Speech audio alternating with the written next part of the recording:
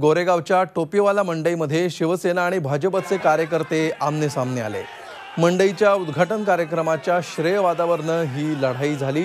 पोलिसांच्या उपस्थितीतच हे दोन्ही पक्षांचे कार्यकर्ते आमने-सामने आले आणि घोषणा युद्ध सुरू झालं।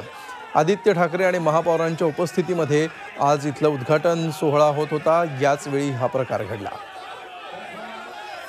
याविषयी अधिक माहिती घेऊया। आमचे प्रतिनिधी गणेश कवडे सध्या आपल्या सोबत आहेत।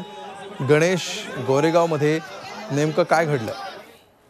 नक्कीच अमोल, हे जर बघितलं जात होतं टोपीवाला लेन मंडई जी आहे बऱ्याच दिवसापासून उद्घाटनाच्या प्रतीक्षेत होते, कारण की लोकांची मागणी देखील होती या मंडईसाठी। मात्र आज शिवसेनेचे उपनेते आणि युवासेना प्रमुख आदित्य ठाकरे आणि महापौर यांच्या हस्ते या उद्घाटन होणार होतं। मात्र या ठिकाणी शिवसेना आणि भाजप, कारण की याच विभागामध्ये भाजपचे जे आहेत ते विद्या ठाकूर या देखील मंत्री आहेत आणि सुभाष देसाई हे देखील एकाच विभागामध्ये दोघेजण मंत्री असल्यामुळे हे दोन्ही कार्यकर्ते आहेत ते एकमेकांसमोर भिडलेले बघायला मिळाले। त्यावेळेस नंतर पोलिसांनी देखील यांच्यावर धक्काबुक्की करत कार्यकर्त्यांना सर्वांना बाहेर काढण्यात आलं। मात्र मोठमोठ्याने या ज्या घोषणा आहेत त्या देण्यात आलेल्या, कारण की ही श्रेयाची लढाई पाहायला मिळाली एकंदरीत। कारण की भाजप सांगते की आम्ही या सर्व कामासाठी पाठपुरावा करण्यात आलेला आहे, तर शिवसेना सांगते की गेल्या अनेक वर्षापासून आम्ही सत्तेत आहोत आणि हे महानगरपालिकेचं आहे, त्यासाठी आम्ही देखील गेल्या कित्येक वर्षापासून यासाठी पाठपुरावा करत आहोत।